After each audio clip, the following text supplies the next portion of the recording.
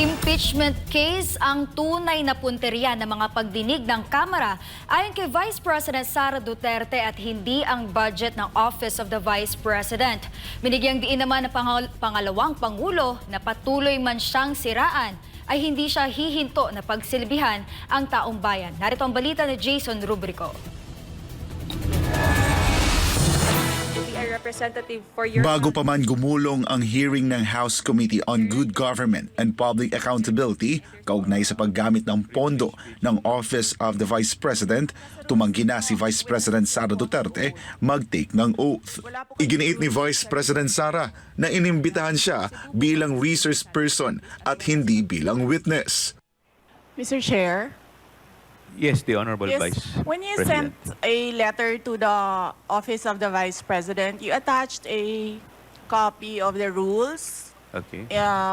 in aid of legislation. Yes po. Yes, sir. Nakalagay po doon na witnesses lang po ang ino-oath. Sabi niyo po ngayon sa amin, resource persons kami. Ang ano po, considered as resource person po. Ang ano po. Kayo po. Kaya nga po. Yes po. Lahat po ino-oath po. Yes. Apo. Nakalagay po sa rules ninyo, witnesses. Nakalagay po dito ngayon sa table, resource persons. Lahat po considered as resource person and witness. Lahat po naman kayo, lahat resource person pa eh. Wala pa naman po tayong tinatawag na, lahat po considered as resource person pa lang po. Right. Opo. Ang nasa rules ninyo, witnesses lang po ang nag-o-oath. Wala po kayong rules sa resource persons. Isang point of order naman ang ginawa ni dating Pangulo at Pampanga 2nd District Representative Gloria Macapagal Arroyo bilang pagdepensa sa bise. If by the nature, for instance, of the privileged speech, if the witness is not a mere but the person being asked is not a mere witness or a mere person of interest, he is in fact the accused of what seems to be a case including malversation of public funds. And the court repeated the rule that an accused occupies a different tier of protection from an ordinary witness. So from given what Miriam Defensor Santiago said and the Supreme Court ruling that she is quoting, we cannot we cannot just trivialize. Kasi you're just a witness. You're a witness. Pareho na rin yung witness, resource person. They are not the same. The Supreme Court says they are not the same. And somebody who appears to be the accused has a different tier of protection from a witness. And in fact, can refuse to take the witness stand. Sa kanyang opening statement, binigyang diin naman ni Vice President Sara na walang ginawang mali ang kanyang tanggapan at walang maling paggamit sa kanilang pondo. Kung meron man aniyang audit findings, ay handa silang sagutin ito sa harap ng Commission on Audit. At kung may mga lehitimong kaso man na isasampa, ay haharapin nila ito sa tamang korte. Pagbibigay diin pa ng bise na malinaw na ang nasabing pagdinig ay isang political attack para sirain ang kanyang pangalan at ang kanyang tanggapan. What we are witnessing now is no ordinary legislative inquiry. This exercise is a well-funded and coordinated political attack.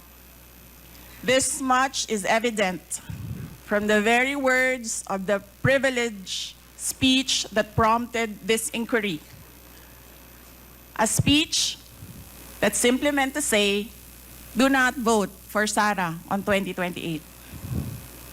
It is clear to me that this inquiry is not about misused funds, accountability, or governance. Instead, it is solely aimed at discrediting my name and my office to prevent future political contests. Dagdag pa ng pangalawang Pangulo na hindi siya humihingi ng anumang special treatment o pagsunod sa anumang tradisyon sa budget hearing. Kung sa tingin aniya ng mga mambabatas ay hindi pa sapat ang mga isinumite nilang mga dokumento patungkol sa kanilang panukalang pondo para sa taong 2025 ay wag na aniya silang magbigay ng budget sa OVP.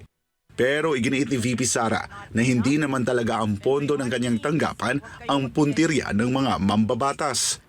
Sa totoo lang, hindi naman ang budget ang puntirya ninyo.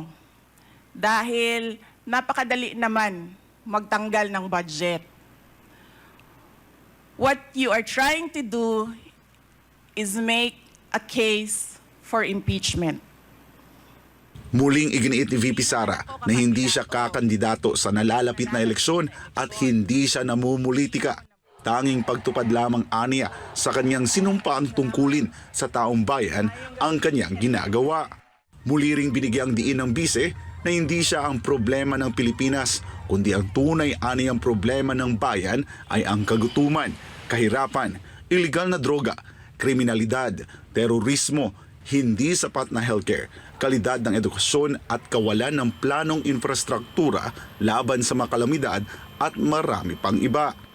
Sa huli, sinabi ng pangalawang Pangulo na patuloy man siyang siraan ay hindi siya hihinto na pagsilbihan ang taong bayan.